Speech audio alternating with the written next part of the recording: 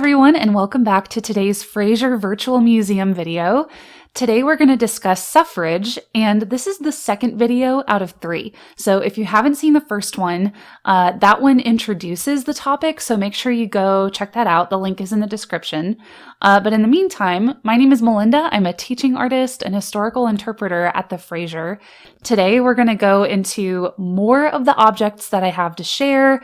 Again, these are part of an outreach kit, so if you're a teacher and you're watching this, these objects will be available sometime next school year to mail to your classroom, and your students can explore these objects in person. So with that said, stay tuned. This is part 2 of 3. Now it's time for Station 2. In the last video, we introduced Station 1, which was all about protesting.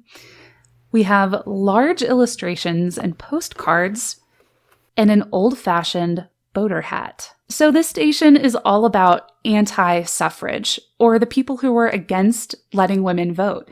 The crazy thing is, a lot of antis, or anti-suffragists, were women. That's right, there were quite a few women who argued that their place was in the home and raising children. They felt most valuable to society by raising a family, and that's all. Both men and women who opposed suffrage thought that their home would fall apart if women were going out to vote. Who would cook dinner? Who would clean and raise the children? Nowadays, men take care of the house too, but back then, gender roles were very strict. Some worried that women trying to expand their lives outside of the home meant that they were ruining womanhood. They wouldn't be real women, they would just be trying to imitate men. Furthermore, most men believed politics were dirty. Politicians were crooked and cheating their way into passing the laws that they wanted to pass. They thought women were pure and held better morals or beliefs. And if they showed up to vote, they would be ruined by the dangers of politics. Not only that, but women who haven't participated in politics at all wouldn't know what to vote for. Wouldn't they just vote how the men in their family vote? And finally, some used religious arguments that a woman trying to go to the polls is the same as abandoning her role as a woman entirely, which was against God.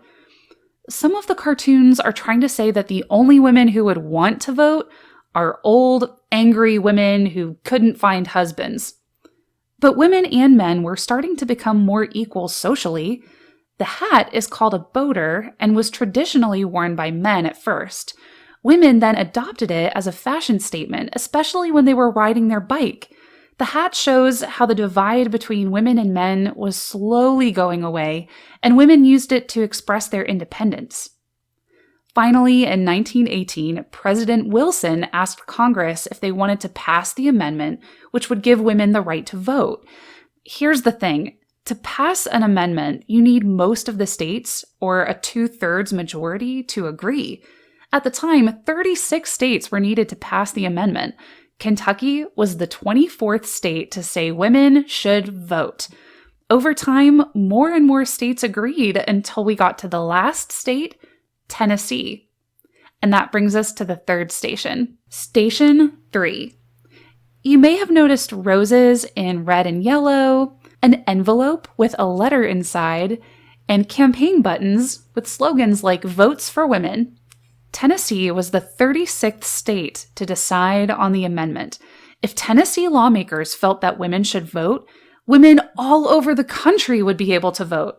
On the day they were to decide, lawmakers put a rose in their lapel to show which side they were going to vote for. If they wore a yellow rose, they were pro-suffrage. If they wore a red rose, they were anti-suffrage. The group of men was evenly split except for one guy. A young senator named Harry Byrne was wearing a red rose when just that morning he got a letter from his mother which said, "Don't forget to be a good boy and help Mrs. Cat," who was a famous suffragist, "put the rat in ratification." To ratify means you agree.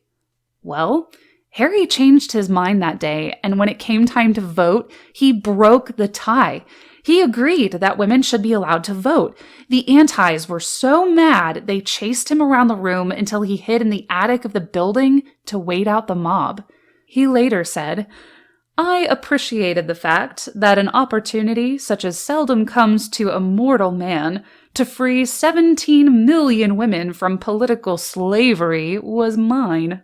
He was not humble about it. Finally, we have Station 4. We have a yellow bike and a book about a famous bicycle racer, Tilly Anderson. What do you think bicycles have to do with women's freedom?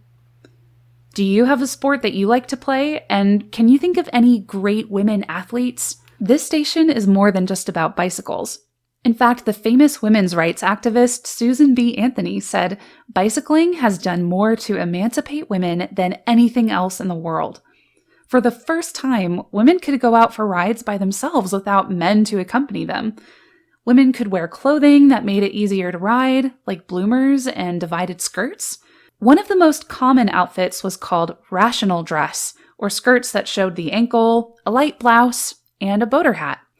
Being able to ride a bike meant that you could travel anywhere you wanted and how you wanted. Not only that, but this was also the first time women were taken seriously in athletics. Before the 1890s, there was no such thing as women athletes. Think about the amazing athletes that inspire us today. Simone Biles, the gymnast who won 30 Olympic and World Championship medals, Megan Rapinoe, the captain of the national women's soccer team, and Serena Williams, the former world #1 in women's tennis. But before the 1970s, girls couldn't play sports in school. Women's bicycle racing was the very beginning of American women's sports.